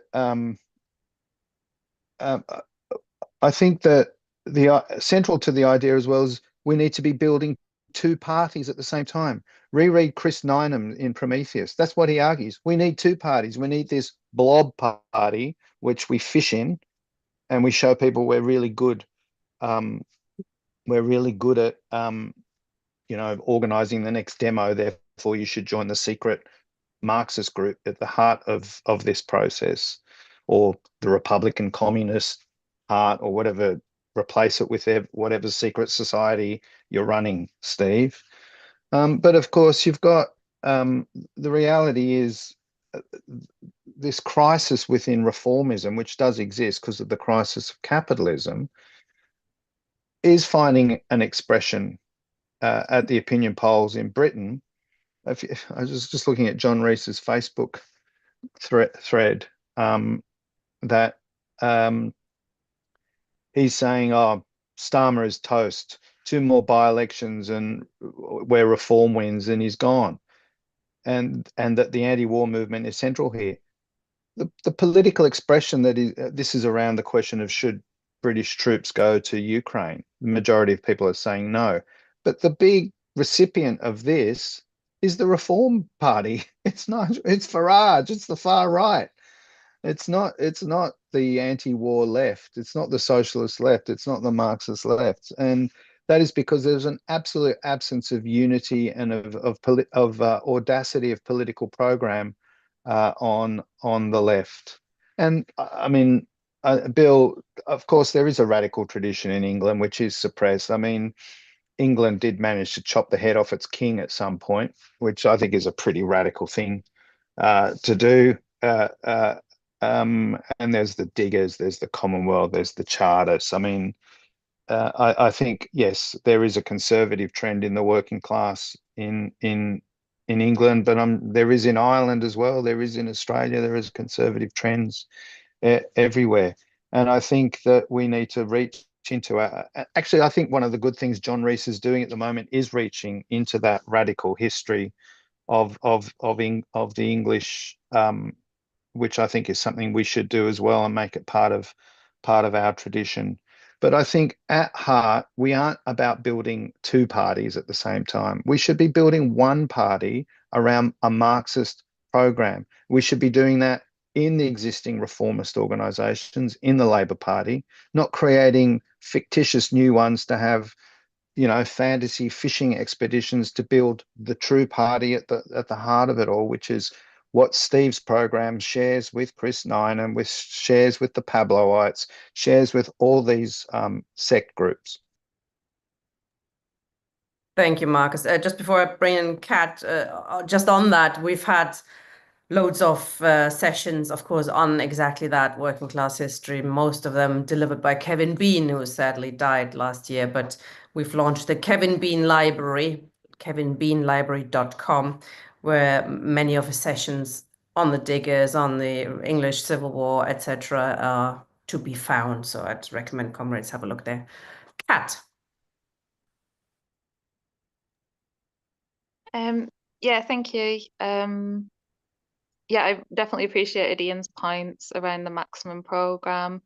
And I think that he's right that actually the arguments of social democracy, and certainly what people have seen play out through the Labour Party and with ideas around reformism in general, I think that that's correct, that there is massive disillusionment with that. There's disillusionment with the idea that capitalism actually will be able to produce anything better for us than what we have right now, and actually that there is a widespread belief that it will only give us worse over time. So I think that, you know, obviously it's anecdotally, but, you know, from my own experience and you know, kind of going door knocking as well through the election, certainly I would see that kind of disillusionment as being quite widespread. A lot of people, you know, vote Labour, but with no hope or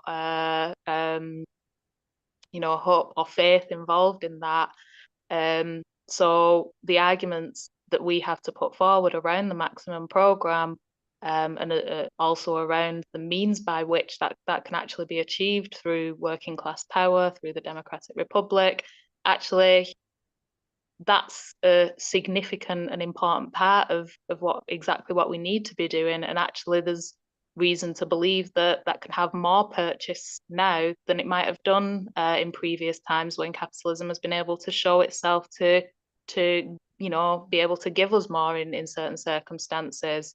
But, you know, and this is quite a, I suppose, simple or basic point, but if nobody is out there actually making these arguments, nobody is out there actually arguing openly these communist politics, then it's unclear to us actually how much purchase that will have with people.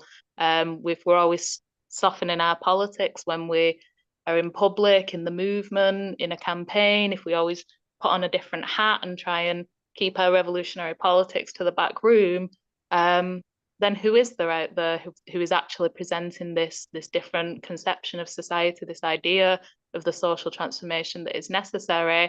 There is widespread disillusionment around reformism and around what capitalism can deliver to us, but there's no kind of vision that is being put forward in the place of that. So I do think that, you know, I agree with Steve's argument. You know, we can't you know, voluntaristically just, you know, with a little bit more effort, you know, completely transform the nature of working class consciousness in this period.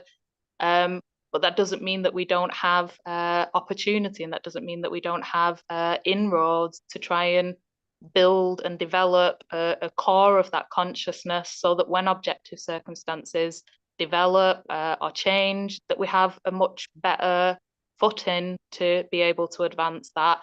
And I see that opportunity in the disillusionment, and I see our failure to, you know, respond in any meaningful way to that disillusionment with a clear vision of what might look different to that, and what kind of transformation is possible. On Steve's points, he said it's better to be united against the common enemy, you know, united with social democrats against the common enemy. But I suppose I would say, is there actually agreement or recognition of who that common enemy is? As communists, we would say the common enemy is the capitalist system itself and the impulse that it puts upon us to you know, discipline our life in such a way, and that affects us, you know, throughout society as a whole. It's a problem of the system itself. Whereas if we look at social democrats, often it's bad individuals or greedy individuals or certain sections of capital, finance capital, that might behave in particular ways. And if we could just, you know, rein those in, then we could, you know, as a sort of a nation made up of different classes, you know, we could come together around our own kind of shared society and try and bring down levels of inequality. And I think that those are the kind of issues. And I think that Steve was absolutely right to say that consciousness is the fundamental question.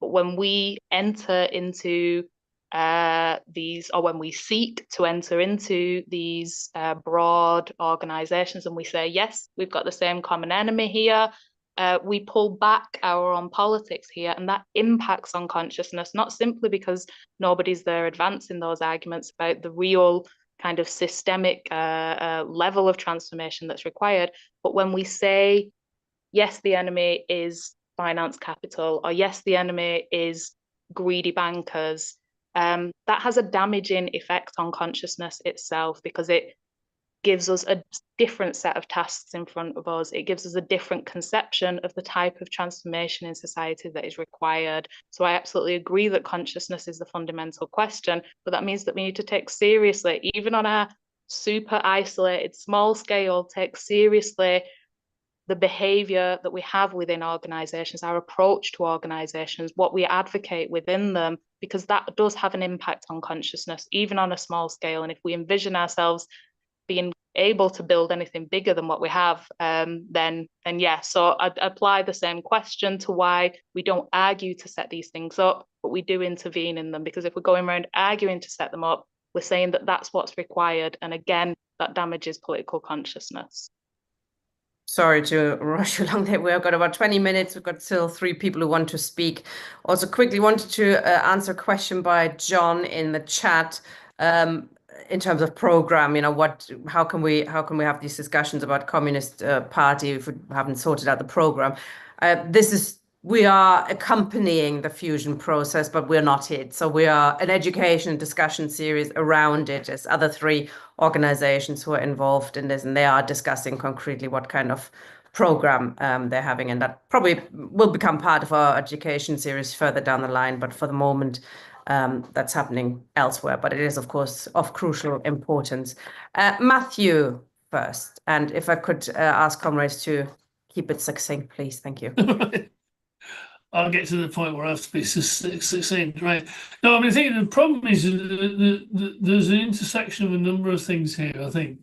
I mean, the thing is, if you look at the actual nature of reformist parties at the moment, of course, as they've been reduced to husks. The Labour Party, of course, in this country has barely any members. The right wing like it like that. They don't want mass membership.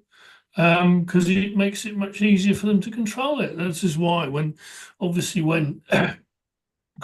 meant the increase in membership, I mean, obviously if you look at the whole piece with the Labour Party, I mean, membership has been declining, certainly for many decades, and whenever Corbyn managed to increase the membership, which I think is a different thing.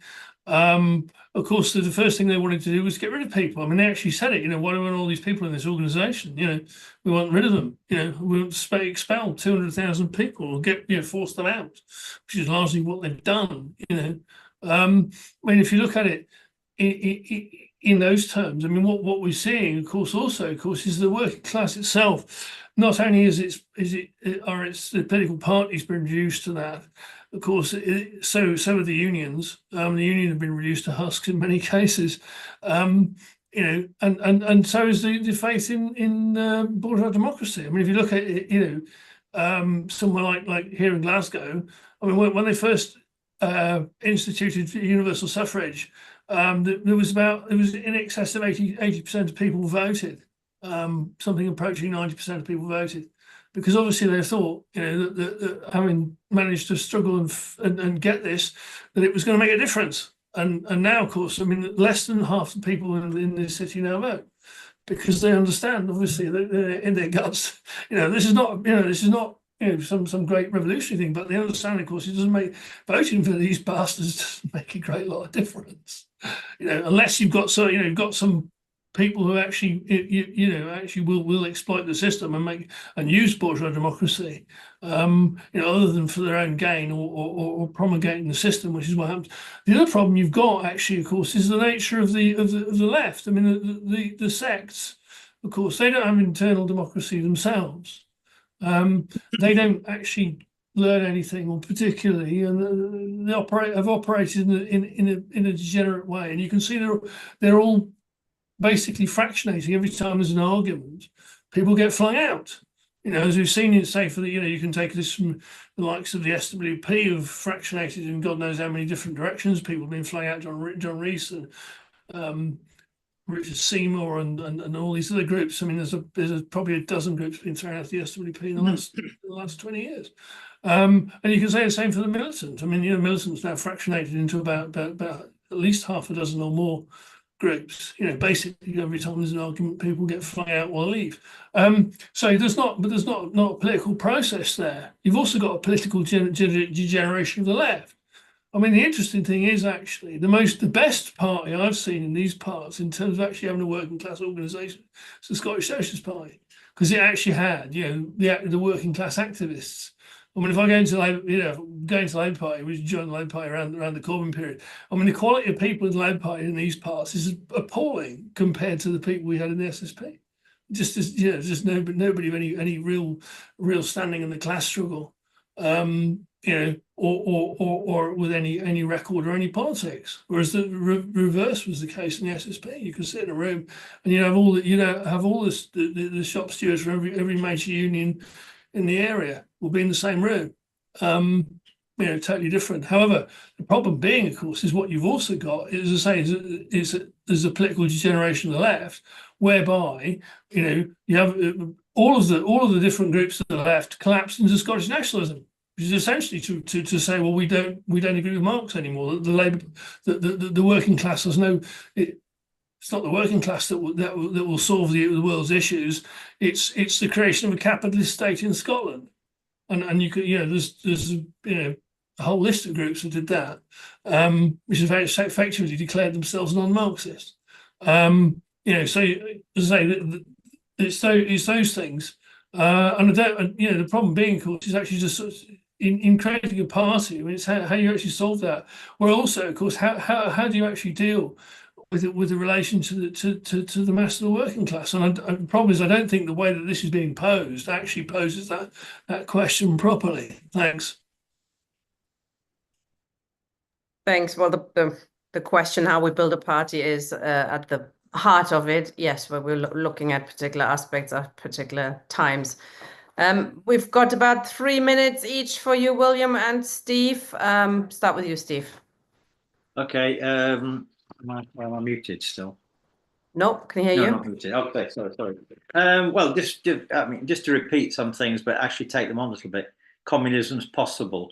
We need a theory of revolution, because if we don't have a theory of revolution, which I outlined in my own contribution, permanent revolution was the idea, especially for Tina, because she likes it. There you go, Tina. Capital is a global system, but you're quite right, Katz, it's a global system, but it's different in Australia than it is here in the UK. It's both capitalisms. But the things that Marcus has to deal with, has to face in Australia, are different to the things. The history is different. The class struggle is different. Therefore, we must address those questions as well, and not just put it at the abstract level of capitalism. My point, I think, to Marcus was that the communists failed to fight for a democratic republic really effectively at all in the SLP, in the Socialist Alliance, in Respect, in Left Unity, etc. And, I'm part of that failure, let's put it like that. But I think the idea that I hid my democratic republicanism, that nobody knows in the Socialist Labour Party or in those people that I was campaigning for a democratic republic. I can see Tina smiling slightly. That I've been hiding my democratic republicanism under a tree so that nobody knows about it, because I'm an opportunist. I opportunistically joined those organizations and kept secret my republicanism. No, that didn't happen, Marcus, I'm afraid. And the last point was Republican communists. We have to fight and defeat the Stalinists and the Trotskyists if we're going to build a strong tendency that could be the basis of a mass party at some point in the future. Finish there. Thanks, Steve. William, you're muted. Yeah, just a point on what Marcus said about cutting the head off a king as a revolutionary act. The fellow who cut the head off the king was one of the worst imperialists that Ireland ever had to suffer. And I'm just reading the Republic, the decade of revolution. It didn't even last. After the third year of the establishment of that parliamentary control, he took complete control. He was a dictator, an imperialist, and a mass murderer in the same vein as the Nazi mass murderers were in Germany. So I wouldn't be boasting about the great, wonderful Oliver Cromwell. We in Ireland know what he was. That's that. Now, as for radicalism in Britain, the Communist Party of Britain was set up in 1921. It made sure that anti-imperialists, John Maclean was the Scotsman that I didn't mention the last time we were speaking. He wasn't allowed in because he was, like Steve, a Republican. Other people were not allowed in. Now, they updated the British road to socialism. And they don't want independence for Scotland or Wales. They want a confederation. And they actually updated that now they are opposed to the monarchy. How does it take a communist party 100 years to decide they're opposed to a monarchy? It would only be a British Communist Party that would do the likes of that. Okay, thanks, William. Okay, I suggest we do it the other way around now. Kat, do you want to go first to sum up? Maybe 5 minutes each? Yeah, thank you. Yeah, I've not really got much more to say, I don't think. I guess I suppose to reiterate or just finish off the points in response to Steve, I do think that when we look at these organisational questions and the question of a broad party, I mean, I hear what you were saying about if we're in the first as the vanguard, then we can get a hand in how it's going to be shaped and how it's going to look. But actually, the reality is revolutionaries are usually in the first, and the hand that they have in shaping how it looks, it doesn't play out as a good one because it's still premised on the strategy of trying to maintain this alliance with a bulk of social democratic forces to the right who won't countenance revolutionary politics being put on the table. So it's precisely the fact that those forces are in there first, sometimes before social democratic forces are even arriving. And they're the ones who are curtailing the politics. They're the ones who are softening the politics. They're the ones who are shutting out other revolutionaries from being able to argue for those politics openly. And I do think it does matter the distinction between setting it up and arguing it should be set up and intervening when it arrives. Because when we intervene when it arrives, we're intervening not with the purpose of forming our own little kind of trend within it. We're intervening with the purpose of trying to transform the operation and the behaviour of the left as a whole within those organisations. Yeah, sorry, I've just seen you post in the chat, Steve. Yeah, we're intervening with the purpose of trying to transform the operation and the behaviour of the left and the models and the political working of the left on the basis of those organisations, those revolutionary organisations, openly arguing for their politics and being able to be united on the basis of their politics. So when we intervene, we're not making the argument that this broad party is what's necessary, that it's what can accomplish the tasks of the working class, that it meets our overall goal of social transformation.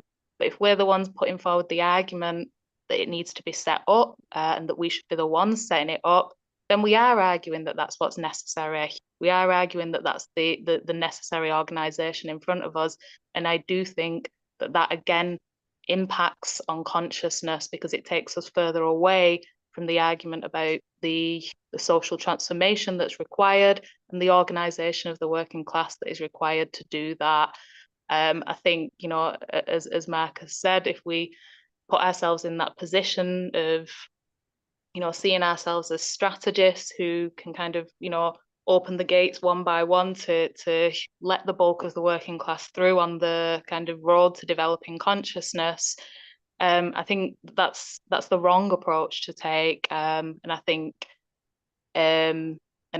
yeah, we do need to take these organizational questions seriously, in the impact that they themselves have on the development of consciousness, because I do absolutely fundamentally agree with you that is, you know, the significant task in front of us is dealing with the fact that consciousness isn't in the position for us to organise, you know, a mass communist party in this period.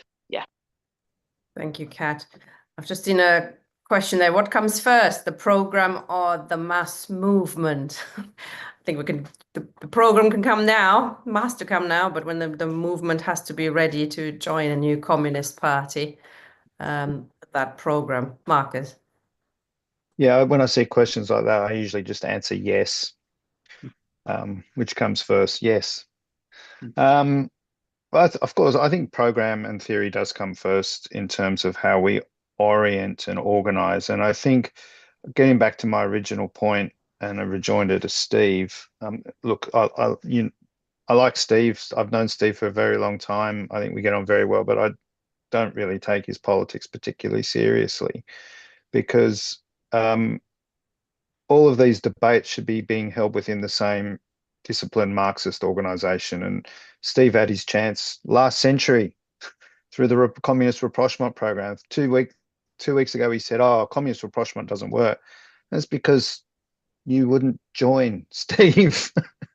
So look, I think it does come down to program and the idea that all these broad left people have in common, who are secretly Marxist or not so secretly Marxist. I mean, I don't think the SWP hides the fact that it's a revolutionary organization. I don't think they're hiding it, just like Steve isn't hiding it. But they don't think their program, their full program, their minimum and their maximum program, or their transitional program, whatever they have, they don't think it's relevant to today's society, which means their program is useless. So we need a political program that is relevant to today's society, that has a minimum that unites people. Yeah, sure, people with social democratic ideas can join and connect. But some people, as Ian has said, some people won't be. This idea that workers sort of come out of the mud with bad ideas. People can join mass movements because they want to storm the heavens from the beginning. They're inspired by the ideas of communism. They don't just come out and go, "Oh, it's because I want to protect my community centre. Oh, my community centre is under threat from my local council. I want to stand in a..." Like, they've got this step ladder of consciousness. And I don't think consciousness works like that. People come to socialist ideas from all sorts of ways. And we need a full program to attract and organise people on that basis. And I think we do need a program of hope. I think there is a crisis of democracy. Yes, the conservative centre is collapsing, and I think Trump will be smashing through a lot of this at a global level. You've got Starmer and Macron, you know, looking like they're trying to repeat Suez, but in Ukraine at the moment, from a much weaker level, to hang on to their imperial ideas. In Britain and the United States, I mean, yes, Trump has won, but only 29% of people voted for Trump. 27% of people voted for the Democrats. There's a mass disengagement. I'm not saying that's left wing. It's very atomized. It's very apolitical. But it's hopeless. People don't have hope. And our program, not just our minimum Republican program, Steve, but our maximum program can bring hope. And that's what we have to do. And I think we should see the fight for party, the fight for unity, not for 1, 2, 3 different parties representing different fractions of our program, but for one party that engages with the mass social democratic organizations at the moment. And I use that word engage. I know, Kat, you said intervene. I hate the word intervene. It's for me, I just find it trot talk for we've got the real group and we're going to go and intervene over there. We're going to intervene in a strike. We're going to no, we are part of the movement. And Steve, I'm not a member of the CPGB, Well, there you are by then. the way. Oh. But so what we need is a party as a political cultural center, and we don't have that. So in the chat, there's been discussions about Cuba and Nicaragua and how good or not good they are. That's great, and that should be part of the democracy of a mass Marxist party. I mean, I did point out abortion is completely illegal in Nicaragua at the moment, so I'm not sure if Nicaragua is some sort of beacon of hope. Most of these, again, most of these are dead ends, although there are elements of hope in them. We shouldn't, and we should, those sorts of views should be welcome in a mass communist party. That 20% we disagree on, what is Cuba? Is it socialist? Is it not? That shouldn't be banned from discussion, but it shouldn't also be a point of splitting for us either. And I think that is the culture. We need a cultural change in the left, which doesn't exist. I mean, Steve, your viewpoint has always been to fight to be in a minority. You've been saying that to me for 30 years, which has never been my approach to politics. And Bill, I take your point about Oliver Cromwell, and I'm reminded of song by the Pogues, Young Ned of the Hill, curse upon you, Oliver Cromwell, you who raped our motherland. I hope you're rotting down in hell for the horrors that you sent to our misfortunate forefathers whom you robbed of their birthright. To hell or Connaught, may you burn in hell tonight. And I do solidarize with those sentiments of Oliver Cromwell, but I also think that there has been a radical tradition in England, and that is the role of Marxists to make that part of our future. We can be radical in Australia. We can be radical in England. The working class, even in the imperialist centres, has radical traditions. And it is part of trying to find that political, cultural centre of a partyist movement that we need to do in the unions, in the Labor Party, and in these attempts to try and unite Marxists that across this broad movement. And that's what I hope you can all achieve there as a beacon for what we're trying to achieve around the world. Thank you. Thank you very much, comrade. I really liked your summing up a program for hope. I think that's what communists believe the maximum program is, isn't it? Inspires comrades people to get involved in the fight because they believe there is actually the possibility of a better future, not just tinkering around on the edges. And we'll be discussing those issues in more detail. From next week on, we'll be looking at our history, talking about that, specifically how the communists got together in Britain and Europe and beyond. We're starting with Mark Mulholland, who'll be looking at the Communist Party of Marx and Engels, which of course didn't exist at the time, but they were arguing for one and getting involved in the struggle to set one up, a little bit like us today. Comrades, thank you very much for joining, and I hope to see you next week. Thank you, Kat. Thank you, Marcus. Bye-bye.